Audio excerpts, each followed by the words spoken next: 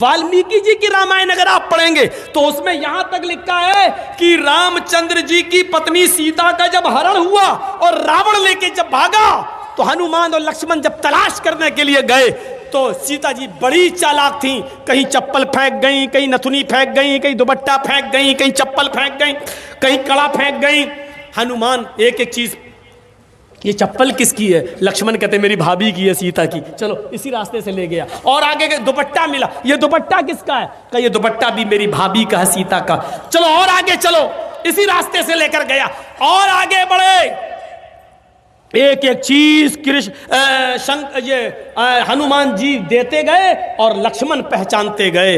Last में नाक में पहनने वाली नथुनी मिली, नथुनी।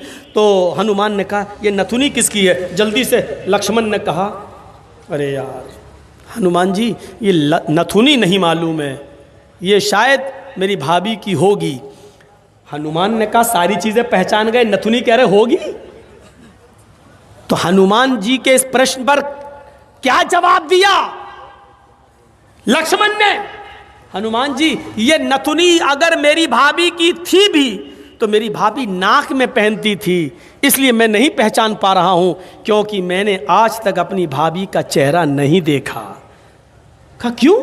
कह रहे वो मेरी भाई की पत्नी है सीता, मेरे भाई की राम की पत्नी है। मैं कौन होता हूं उसको देखने वाला, उस पर नजर डालने वाला, उसके चेहरे को देखने वाला? गौर करो, रामचंद्र जी के भाई लक्ष्मण ने अपनी सगी भाभी सीता जी का चेहरा नहीं देखा, देवर ने भाभी का चेहरा नहीं देखा।